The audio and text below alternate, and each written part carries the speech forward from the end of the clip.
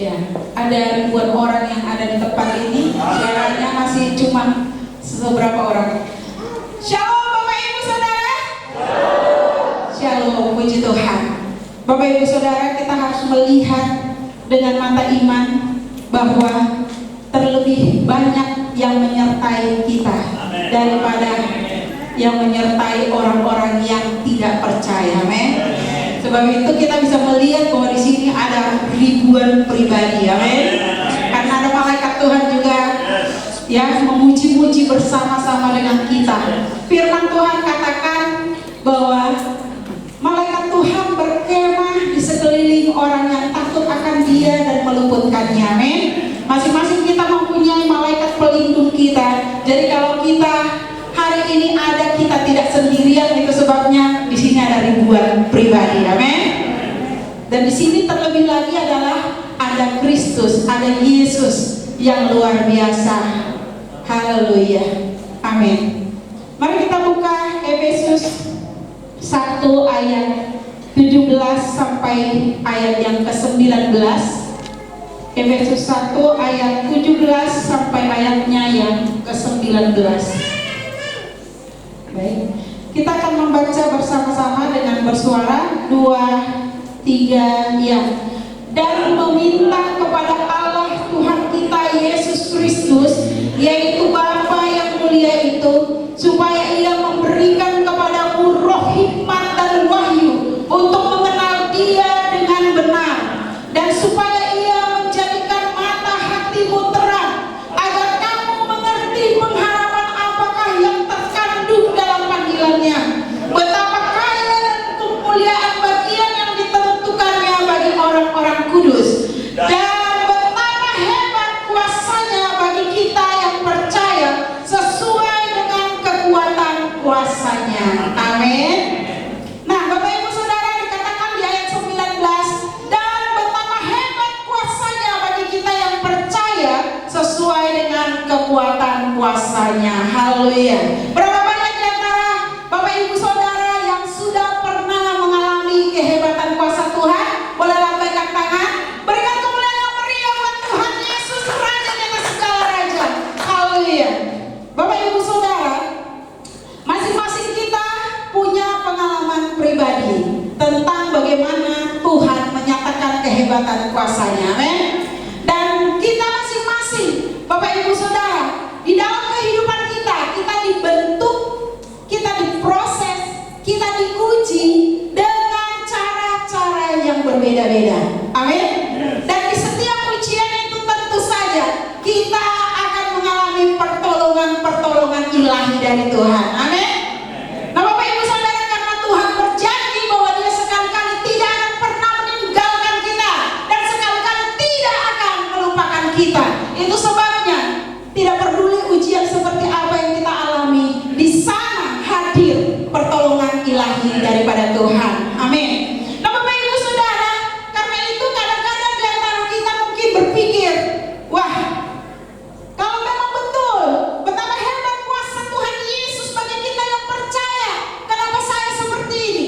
Kenapa saya tidak merasakan pertolongan? Kenapa saya tidak melihat keajaiban-keajaiban supranatural itu terjadi?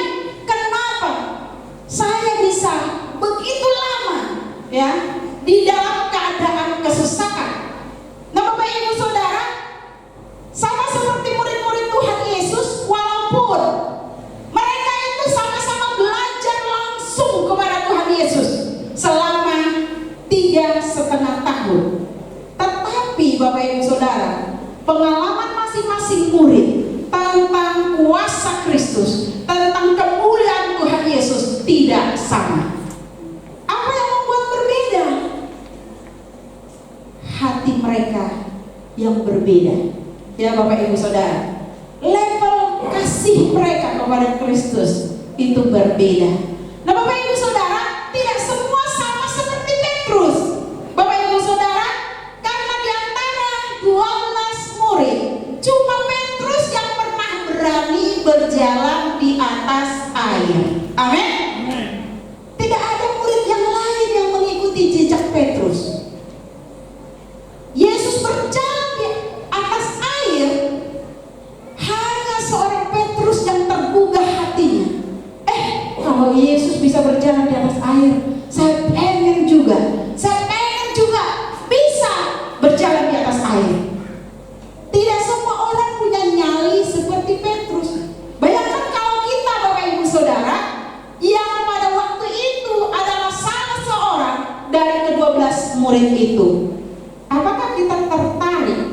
melakukan seperti yang Petrus lakukan.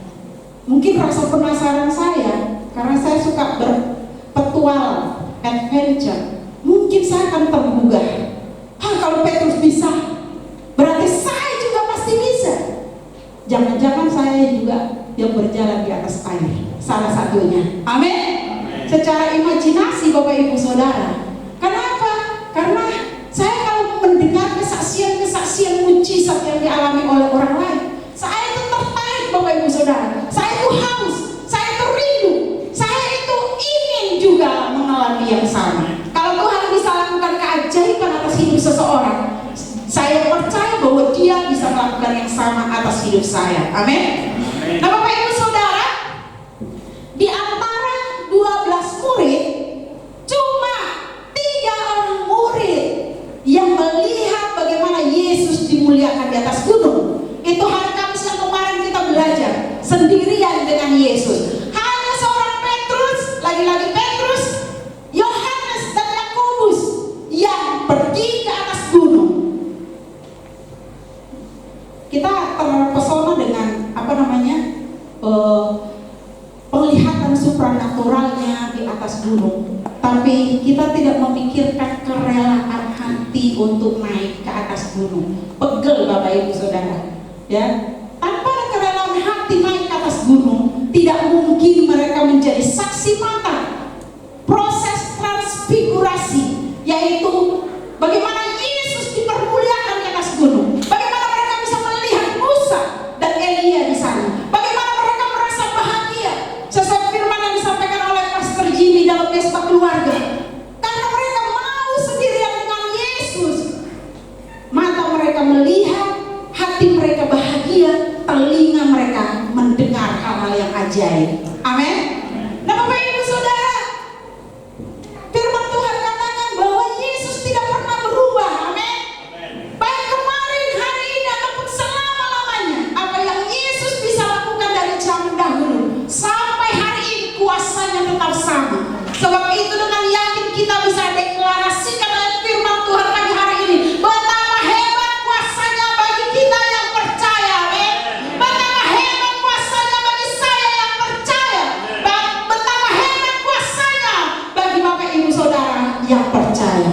Amin. Mari kita deklarasikan firman Tuhan ini. Paling sedikit 3 kali kita sebut nama kita dan ulang-ulang di rumah. Karena apa? Kalau ayat firman Tuhan itu belum melekat di dalam hati, belum menyerap dan berakar ke dalam, dia tidak bermanifestasi Bapak Ibu Saudara. Dalam hitungan ketiga kita akan berkata, betapa hebat kuasa Kristus bagi saya yang percaya. Amin.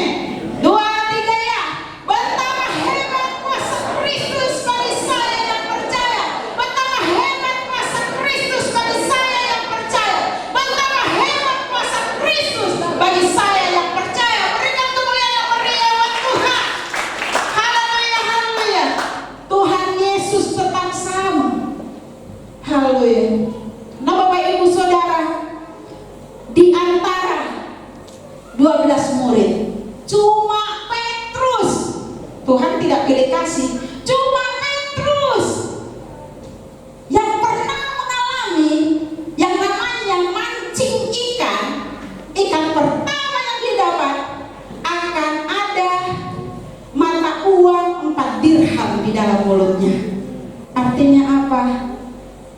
Mempunyai berkat-berkat kelas kakap Bapak Ibu Saudara.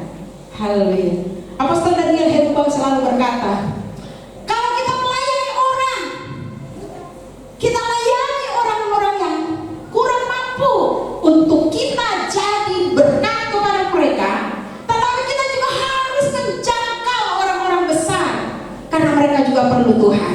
Amin.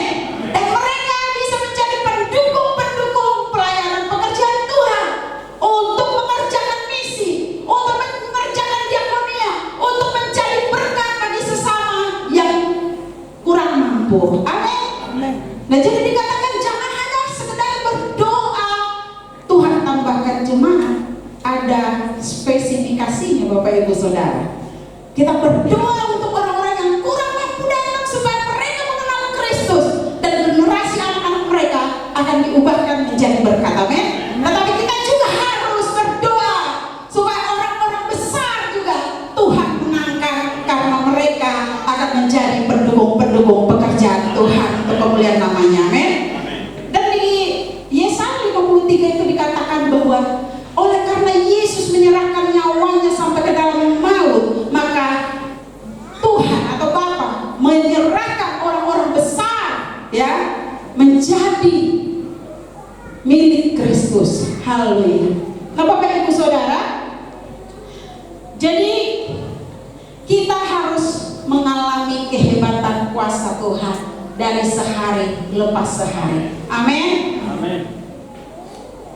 Mungkin ada yang bergumul, mungkin ada yang sedang merasa ini tough season, ya. Ini adalah keadaan yang terasa berat, ya, bagi saya. Tahun ini menjadi tahun yang berat buat saya. Katakan kepada persoalanmu, tidak ada yang sukar bagi Yesus. Amin. Tidak ada yang berat bagi Yesus. Tidak ada yang mustahil bagi Yesus. Tidak ada yang terlalu besar di hadapan Yesus. Amin. Deklarasikan bahwa Yesus lebih besar dari segala sesuatu. Amin. Jangan bicarakan sama Tuhan, masalahku terlalu besar Tuhan. Engkau sedang mengagungkan masalahmu. Jangan katakan ini terlalu berat Tuhan, masalahku terlalu sulit Tuhan, ekonomiku lagi susah Tuhan. Tetapi katakan, Yesusku lebih besar dari persoalanku. Amin. Yesusku lebih besar dari semua keadaan keluargaku. Yesusku lebih besar dari semua persoalan ekonomi. Harus Yesus ditinggikan terlebih dahulu, baru mujizat bermanifestasi. Amin. Nah, Bapak Ibu Saudara, itu harus kita lakukan terus menerus, tidak peduli intimidasi apapun yang coba-coba iblis katakan di dalam pikiran kita. Tetapi kita di atas semua itu, kita harus meninggikan Yesus. Amin. Peperangan yang sesungguhnya terjadi itu, Bapak Ibu Saudara, di sini. Di pikiran-pikiran kita, iblis akan berusaha menyuntikkan segala hal yang negatif di sini. Oh, suamimu tidak akan berubah. Oh, rumah tanggamu tidak akan pernah menjadi pulih. Oh, ekonomimu tidak akan pernah berubah. Satu hal tidak ada yang kekal di dunia ini kecuali kasih Yesus. Amin. Masalah, engkau tidak kekal. Katakan kepada masalahmu, engkau tidak kekal, engkau tidak permanen, engkau akan berubah. Amin. Setiap keadaan masih bisa diubah oleh Tuhan. Nah, bagaimana caranya agar kita mengalami kehebatan kuasa Tuhan? Atau bagaimana caranya agar kita mengalami betapa hebatnya kuasa Kristus bagi kita? Yang pertama adalah miliki roh hikmat dan wahyu. Amin. Kita baca ayat 17. Dan meminta kepada Allah Tuhan kita Yesus Kristus, yaitu Bapa yang mulia itu, supaya Ia memberikan kepadamu roh hikmat dan wahyu untuk mengenal Dia dengan benar. Amin. Katakan, saya menerima roh hikmat dan wahyu. Saya menerima roh hikmat dan wahyu Untuk mengenal Kristus dengan benar. untuk mengenal Kristus dengan benar. Bapak Ibu Saudara, banyak orang Kristen tahu tentang Yesus, tetapi tidak mengenal Dia dengan benar. Ada banyak orang juga yang berkoar-koar bicara tentang Yesus dari orang-orang seberang, tapi mereka tidak mengenal Yesus. Alkitab sudah menceritakan, baik dengan maksud yang murni ataupun dengan maksud yang tidak murni, Yesus pasti diberitakan. Dan itu kita lihat, Bapak Ibu Saudara, bahwa firman itu ya dan amin. Bahwa ada orang yang memberitakan Yesus dengan maksud yang benar, tetapi ada juga orang lain, walaupun dia tidak percaya kepada Yesus, namun di tempat-tempat ibadah mereka Yesus selalu dibicarakan, tapi yang dibicarakan kejelekannya. Nah, Bapak Ibu Saudara, tidak masalah, karena yang punya nama itu yang berurusan.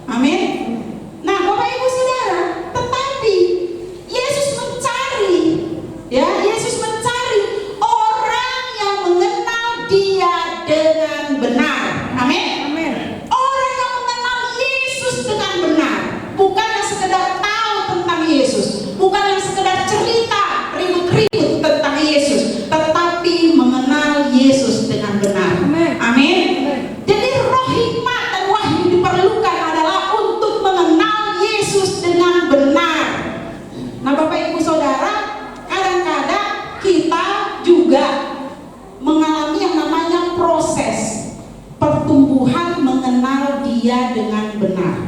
Karena dari hari ke hari, maka kita itu harus berproses mengenal Dia dengan benar.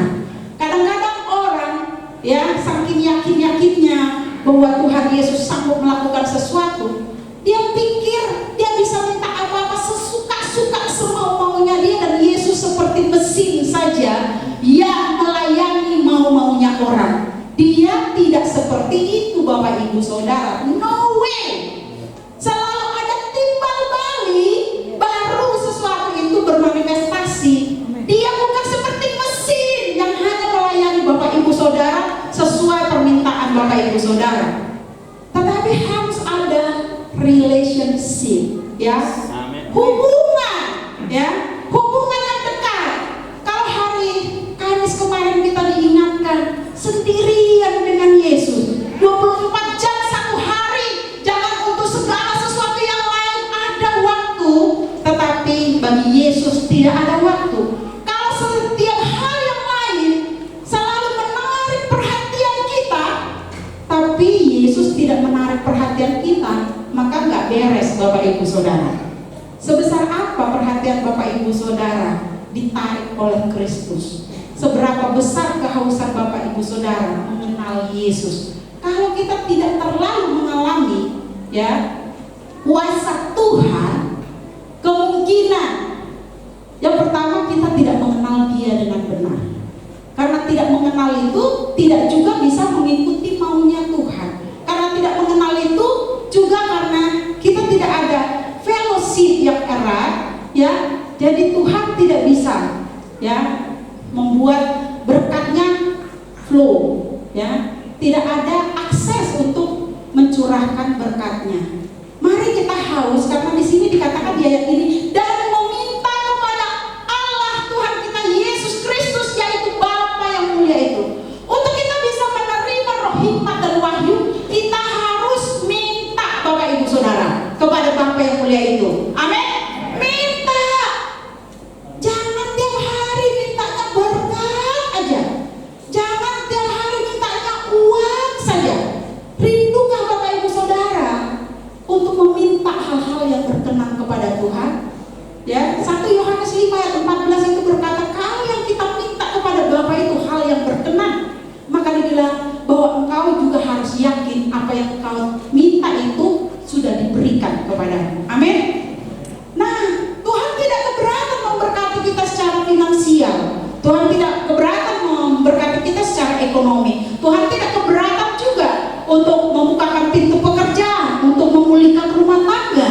Tetapi, ya, lebih dari semua hal itu, apakah kita mau dan rindu meminta kepada Bapa yang mulia itu supaya kita memiliki roh hikmat dan wahyu untuk mengenal Dia dengan benar? Nah, Bapak Ibu Saudara, kita harus rindukan, Tuhan, saya ingin mengenal Engkau lebih dalam lagi, mengenal Engkau dengan benar. Nanti Dia akan menyatakan dirinya kepada kita. Amin. Dan kalau kita mengalir bersama dengan Tuhan, maka apa yang ada pada Tuhan akan mengalir bersama dengan kita. Berikan kemuliaan buat Tuhan Yesus. Haleluya. Mengalir bersama dengan Tuhan, berkatnya mengalir bersama dengan kita. Amin. Nah, Bapak Ibu Saudara, mari kita baca Amsal 9 ayatnya yang ke-10. Amsal 9 ayatnya yang ke-10. Ya, kita baca bersama-sama 2, 3, ya. Permulaan hikmat adalah takut akan Tuhan, dan mengenal Yang Maha Kudus adalah pengertian. Jadi kalau dibilang roh hikmat dan wahyu, setiap kata hikmat di dalam Alkitab, asalkan jangan hikmat duniawi, itu adalah roh takut akan Tuhan, pengenalan akan Tuhan. Dan pengenalan akan Tuhan itu bukan hanya datang ke gereja. Salah satunya adalah datang ke gereja, tetapi tidak sebatas itu, Bapak Ibu Saudara. Tetapi di rumah kita juga bangun keintiman dengan Tuhan, bangun roh pujian penyembahan, bangun doa, kehidupan doa. Doa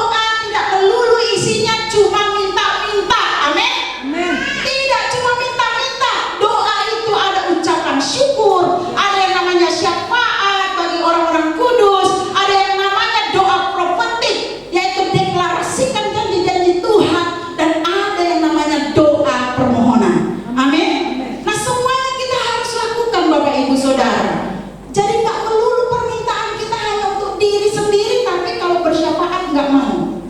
Nah, itu tidak mengenal Tuhan dengan benar. Ya, kenapa? Semuanya untuk aku dan aku terus. Ya, tidak bisa kita hanya hidup untuk diri sendiri. Amin. Bahwa Kristus telah mati bagi kita supaya kita yang diselamatkan tidak hidup bagi diri sendiri. Ada firman yang berkata seperti itu, Bapak Ibu Saudara. Jadi mengenal Yesus dengan benar adalah tidak terus-menerus menarik perhatian Yesus hanya untuk kepentingan kita, tetapi kita membawa diri kita kepada apa maunya Tuhan. Amin. Jadi di sini dikatakan bahwa permulaan hikmat adalah takut akan Tuhan dan mengenal yang Maha Kudus adalah pengertian. Amin. Mengenal, setiap kali ada kata mengenal berarti itu hubungan yang karib dengan Tuhan, hubungan yang intim dengan Tuhan, hati ke hati kita mengalir. Bapak Ibu Saudara, orang kalau pacaran, Bapak Ibu Saudara, kadang-kadang mereka berdua-dua tidak membahas hal-hal yang terlalu rumit, tetapi paling saya kangen, saya rindu. Nah, sama Tuhan juga kita harus ada waktu di mana kita hanya bilang ke Tuhan, Tuhan, saya rindu Tuhan. Saya rindu Tuhan nyata di sini, di rumah ini. Ya, saya rindu Engkau hadir di sini, di tempat usaha saya ini. Jadi kita walaupun tidak bilang Tuhan berkatilah bla bla bla bla bla bla apa tempat usaha saya, kalau kita rindu Yesus hadir di sana, pasti tempat itu diberkati oleh Tuhan. Amin. Karena seperti itulah orang yang hubungannya dekat. Dia tidak selalu menuntut untuk diberi, tetapi menuntut kebersamaan. Amin. Fellowship, ya, fellowship itu yang lebih diutamakan. Nah, Bapak Ibu Saudara, jadi kalau seandainya seseorang setelah sekian lama tidak mengalami betapa hebatnya kuasa Tuhan, mungkin ada persoalan yang ada pada diri orang tersebut. Yang pertama itu dia mungkin gak rindu mengalami Yesus secara pribadi, atau dia mungkin kurang meluangkan waktu dengan Tuhan, kurang waktu bercakap-cakap dengan Tuhan, dan kurang mengasihi Tuhan. Tuhan kasihnya sudah sempurna atas kita, ya, sudah sempurna atas kita. Tidak ada yang kurang dikasihi Tuhan, itu tidak ada, Bapak Ibu Saudara. Bahkan orang yang belum percaya kepada Yesus, Tuhan itu sudah rela mati bagi orang tersebut. Amin. Jadi kita jangan karena keadaan kita merasa Tuhan gak sayang sama saya.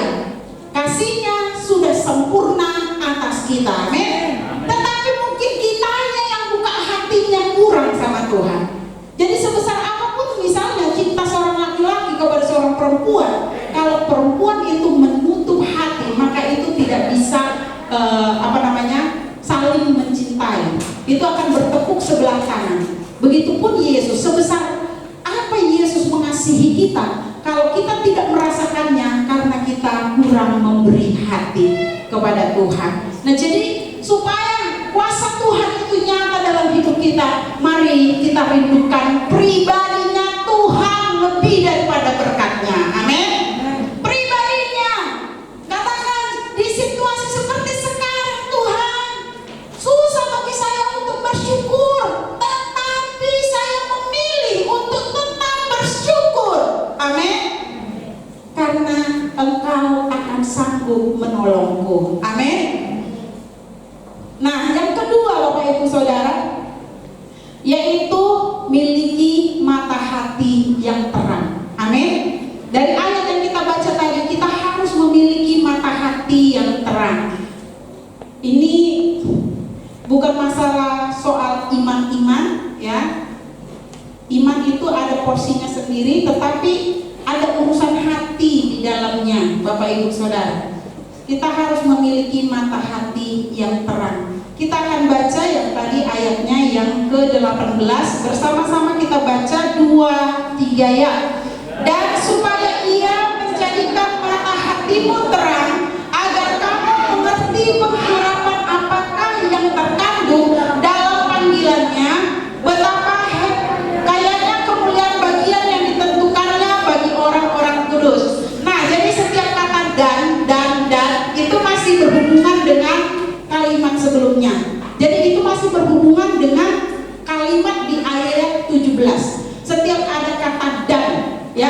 di ayat-ayat ini ya.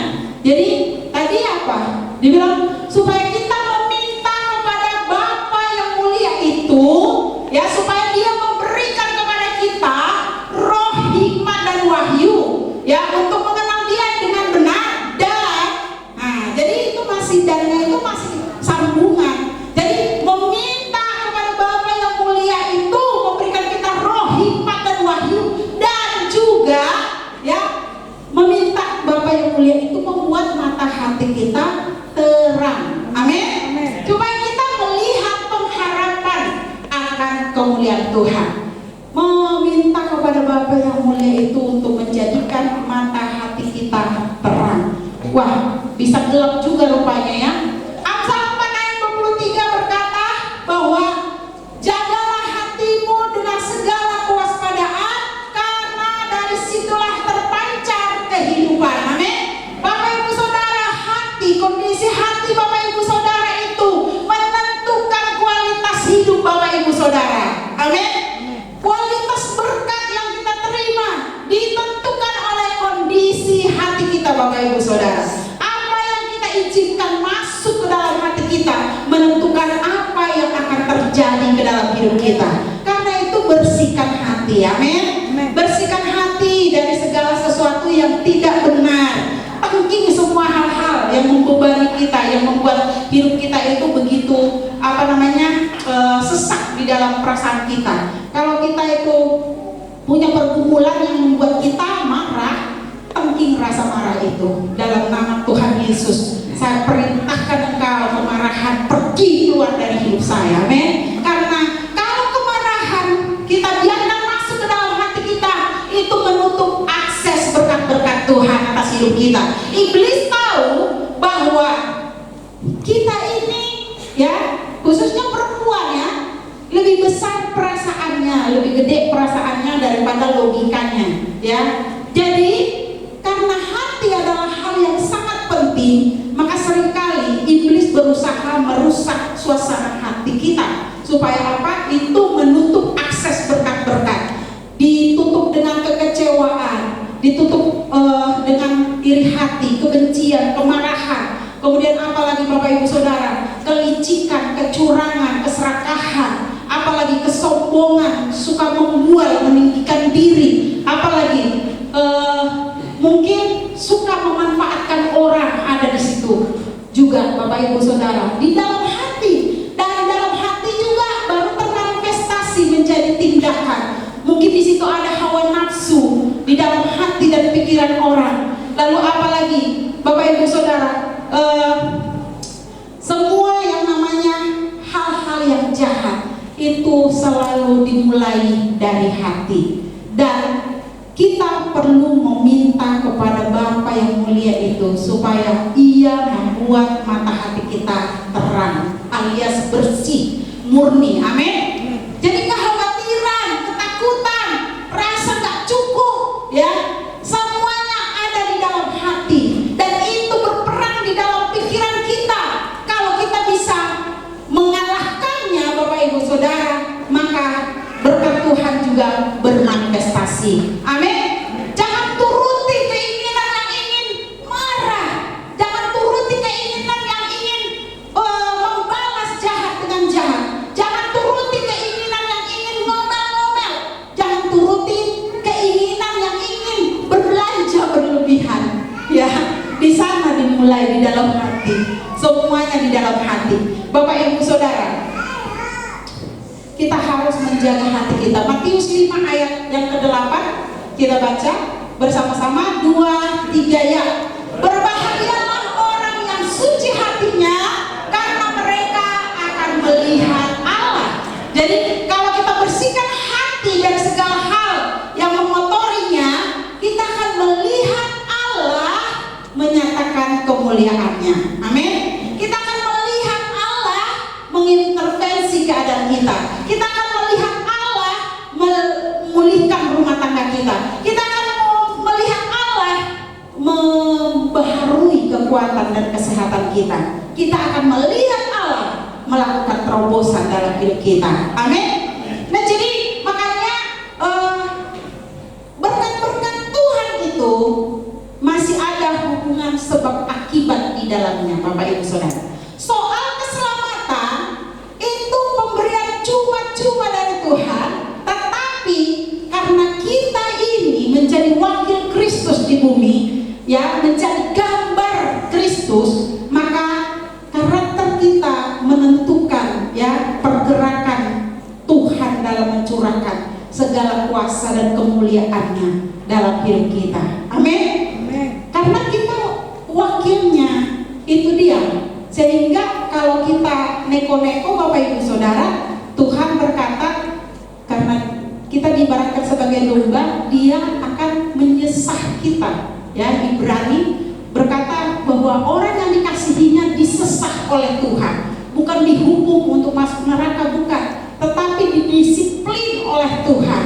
Nah, kalau hati kita jauh dari Tuhan, ya, lebih tergiur hal-hal yang duniawi, lebih menginginkan hal-hal yang duniawi, maka Tuhan akan mendisiplinkan kita. Itu sebabnya kadang-kadang hati kita tidak bahagia, hati kita tidak damai, kita tidak melihat sesuatu yang indah di dalam kehidupan kita atau rumah tangga kita, karena mungkin kita lalai untuk menjadi wakil Kristus. Nah, Bapak Ibu Saudara, dalam pengalaman pribadi saya, tentunya seperti yang saya katakan tadi, kita harus mengalami Tuhan secara pribadi, ya, melalui pengalaman pribadi, tidak sekedar hanya tahu, tetapi juga mengalami kuasanya. Amin. Saya sudah melihat bahwa Tuhan adalah apa yang saya sebut my healer, ya, yaitu penyembuhku. Berulang-ulang saya sudah saksikan itu, Bapak Ibu Saudara, bagaimana Dia bisa menyembuhkan saya mengalami pendarahan. Dan bukan cuma itu, Bapak Ibu Saudara, ketika di SOT kaki saya tuh bengkak, saya divonis oleh dokter mengalami sakit tertentu, tetapi pada akhirnya Tuhan berbicara, kalau saya bisa menyembuhkan kamu dari pendarahan, kenapa kamu tidak yakin bahwa saya bisa menyembuhkanmu dari hal yang semacam itu? Dan akhirnya saya tidak meminum obat dokter, Bapak Ibu Saudara, walaupun saya harus melangkah dengan iman. Itu tidak selalu membuat kita hidup di zona nyaman. Saya harus bilang, melangkah dengan iman itu tidak membuat kita selalu hidup di zona nyaman. Ada obat, ada vitamin, tetapi saya harus melangkah dengan iman bahwa Yesus yang sanggup menyembuhkanku tanpa obat, tanpa bantuan medis, ya, dari pendarahan. Dia akan berkuasa juga menyembuhkan kaki saya yang bengkak. Tapi untuk melangkah dengan iman, Bapak Ibu Saudara, saya harus relakan diri saya itu menahan rasa sakit dari bangun tidur itu untuk menjejakkan di lantai itu, menahan rasa sakit, ya, tanpa bantuan obat. Saya harus berani. Dan awalnya matahari yang terang itu seperti ini, Bapak Ibu Saudara. Semua kekhawatiran numpuk di otak saya, di hati saya. Saya berpikir bagaimana saya tiba-tiba nggak bisa melanjutkan pendidikan di SOT ini sampai selesai. Bagaimana kalau saya tidak bisa wisuda? Bagaimana kalau tiba-tiba ini menjadi-jadi? Dan lain sebagainya. Bagaimana kalau ini sampai tidak sembuh selama 7 bulan ini? Bagaimana saya bisa pakai sepatu? Nah, Bapak Ibu Saudara, sampai akhirnya saya deklarasikan firman Tuhan, belum ada perubahan apapun, Bapak Ibu Saudara. Belum ada. Semua rasa itu masih ada nggak di situ? Masih. Saya deklarasi pun nggak hilang rasanya, Bapak Ibu Saudara. Tetapi sebelum saya sembuh, mindset saya juga harus diubah oleh Tuhan. Itu yang namanya hati kita tuh harus beres, Bapak Ibu Saudara. Dari semua ketakutan dan kekhawatiran, saya hatinya harus dibersihkan. Waktu biasanya mandi, mata saya tertuju melihat kaki yang begitu bengkak, mulut saya itu mengeluh. Saya bilang, aduh Tuhan, masa Tuhan kirim saya ke Singapura dengan kondisi kaki yang begini nih? Kalau memang betul ini kehendak-Mu, ya, bahwa Engkau yang mengutus aku di sini, tidak seharusnya kaki saya ini sakit seperti ini, Tuhan. Merengek-rengek. Tapi tiba-tiba di sana, bahkan di kamar mandi itu pun Tuhan bisa bicara. Amin. Tuhan bilang, kalau kamu yakin kamu sembuh, matamu itu melihatnya harus melihat dengan kondisi yang berbeda, walaupun dia sedang dalam keadaan yang sama. Amin. Jadi saya bilang, bagaimana caranya?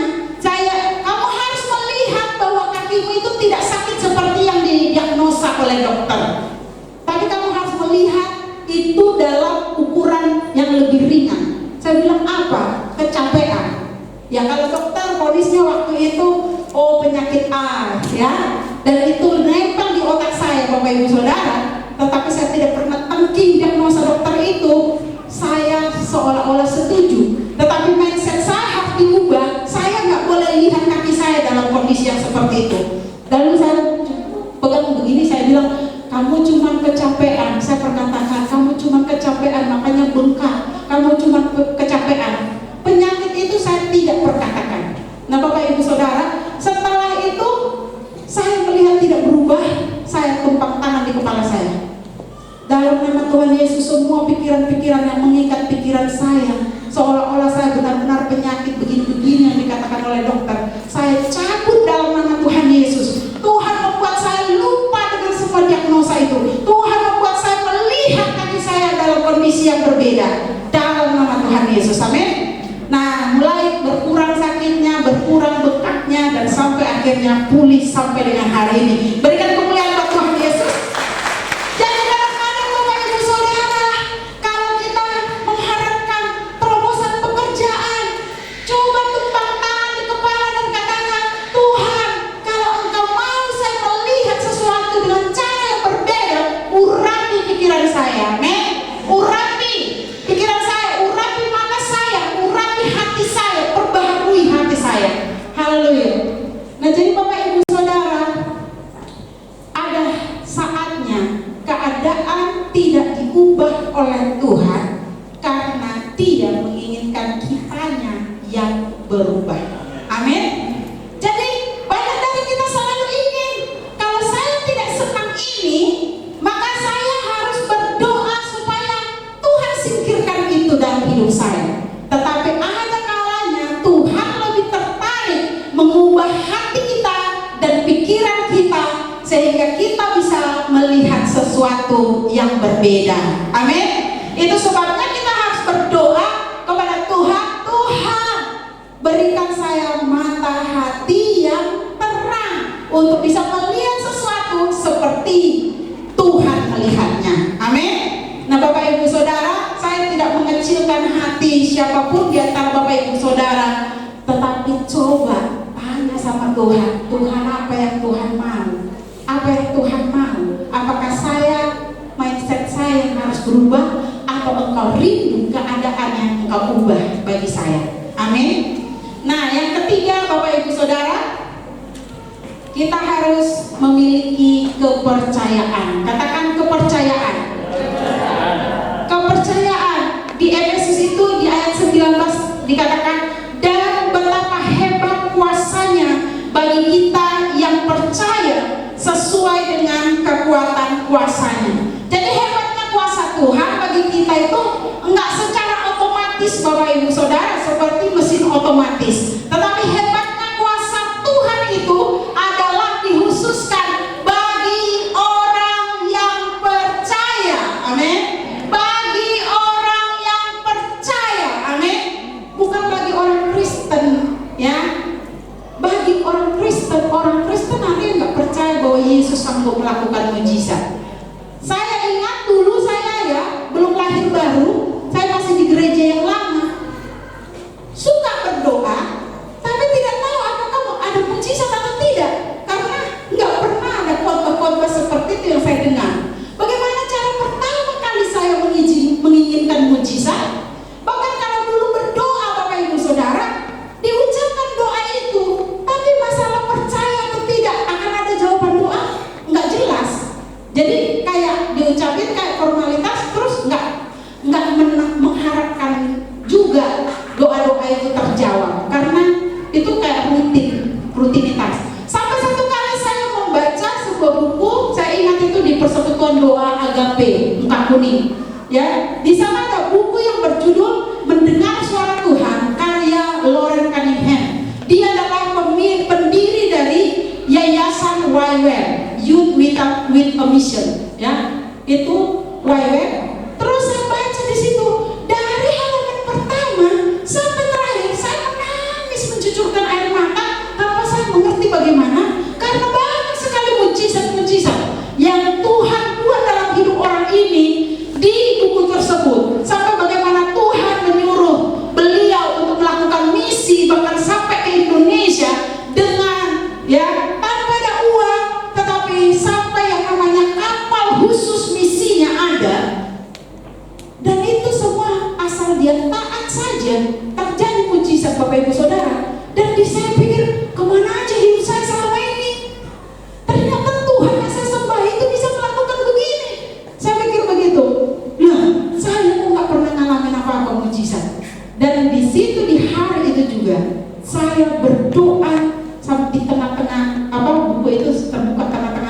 dengan menaruh buku itu ke muka saya, begini, meneteskan air mata, dan saya bilang, Tuhan, kalau betul yang ada di buku ini, kalau betul yang ada di buku ini, Tuhan, begitu banyaknya mujizat-mujizat-Mu Tuhan, bisa Tuhan buat dalam hidup seseorang. Nggak usah semuanya Tuhan, setengah aja pun. Saya bilang begitu, setengah aja pun mujizat dari yang dialami orang itu, Tuhan buat terjadi dalam hidup saya. Ada seorang anak perempuan yang tidak pernah mengalami mujizat, merasa sehaus itu, ya, kepada mujizat Tuhan. Kadang kita harus menginginkan itu sampai level yang seperti itu. Dan saya nangis dan saya bilang, Tuhan, kalau Engkau betul-betul nyata Tuhan, tolong saya untuk ngalamin hal-hal yang ditulis seperti di buku ini. Dan saya permintaan pertama waktu itu saya bilang, Tuhan, dalam bulan karena saya waktu itu tidak ada yang mengajar saya kayak dengar suara Tuhan itu gimana. Jadi saya nggak tahu itu suara Tuhan atau apa. Tapi ada di dalam hati saya begini, kalau kamu mau, mujizat apa rupanya pertama yang kamu inginkan? Kayak ada suara seperti itu di hati saya. Dan saya bilang, apa ya? Saya mulai mikir, apa ya? Oh, gimana kalau penulis buku ini ketemu dengan saya? Saya pikir, waktu itu saya diarahkan Pastor Jimmy untuk mengikuti BASOM, ya, Batam School Ministry, dan kayak mau mengarahkan saya ke hamba Tuhan, tapi saya belum mengambil keputusan waktu itu. Dan akhirnya saya bilang, Tuhan, dalam 1 bulan ini bisa nggak Tuhan bikin penulis buku ini datang ke Batam dan bicara sama saya, apakah dia apakah Tuhan mau saya hamba Tuhan atau tidak? Dan Bapak Ibu Saudara, saya tidak berpikir bahwa itu benar-benar suatu mujizat, tapi karena dia orang luar negeri, maka saya pikir pasti itu susah buat Tuhan, susah lah gitu. Nah, ada intimidasi iblis waktu itu. Tiba-tiba saya minta seperti itu, pikiran saya muncul di pikiran saya. Makanya saya bilang pikiran itu medan pertempuran. Di pikiran saya waktu itu bilang begini, kamu lihatlah buku itu keluaran tahun berapa, terbitan tahun berapa, jangan-jangan penulis bukunya udah mati. Masa dibangkitkan dari kuburan hanya untuk ngomong sama kamu? Ya juga ya, saya pikir. Jadi sampai saya taruh begini, ya juga ya, saya pikir. Akhirnya karena di situ disebut ada sekolahnya, ya, sekolah Youth Without Mission, maka saya bilang, Tuhan, kalau misalnya nggak bisa orangnya, ya, penulis bukunya, utusan dari YWAM itu aja Tuhan kirim, yang dari luar negeri untuk ngomong sama saya, dan pokoknya harus dalam bulan ini, dalam nama Tuhan Yesus. Sudah nggak bisa ditawar-tawar lagi itu Tuhan. Saya bilang pokoknya dari luar negeri. Dan singkat cerita di BASOM kami tiba-tiba ada hubungannya dengan itu. Seorang hamba Tuhan dari Korea bilang, tulis satu hal yang paling mustahil dalam hidupmu yang engkau mau Tuhan lakukan dalam bulan ini. Kok saya berdoa begitu kemarin baca buku, kok ada tantangan seperti ini? Cepat-cepat saya tulis, saya mau bertemu dengan utusan dari YWAM yang akan berbicara tentang panggilan saya. Dan kemudian suruh angkat, dilinting itu kertas, diangkat ke atas. Diangkat ke atas lalu dibilang, deklarasikan bahwa apa yang kamu doakan, apa yang kamu rindukan itu terjadi dalam bulan ini. Dan saya bilang, dalam nama Tuhan Yesus, saya percaya yang saya tulis di sini terjadi dalam bulan ini. Dan dalam bulan itu Bapak Ibu Saudara, ternyata utusan dari YWAM yang dari Australia diundang oleh PDO Agape Buka Kuning untuk melayani, dan mereka membawa bukunya Lauren Cunningham itu, Bapak Ibu Saudara, dan akhirnya mereka bersaksi di depan, dan saya hadir waktu itu. Dan kemudian salah satu dari mereka menjumpai saya dan berkata, bolehkah saya berdoa untukmu karena ada pesan Tuhan untukmu. Saya tercengang, dan kemudian diajak keluar karena masa suara musik masih begitu ramai, ya. Terus dia bilang ini, saya ingin kamu tahu satu hal, the Lord is your provider. Jadi Tuhan adalah penyedia dalam hidupmu. Jangan takut mengikuti panggilan Tuhan, tinggalkan pekerjaan pekerjaanmu, jadilah orang yang berani mengikuti panggilan Tuhan untuk melayani Dia sepenuh waktu. Persis seperti yang saya doakan, Tuhan jawab. Berkat kemuliaan Tuhan.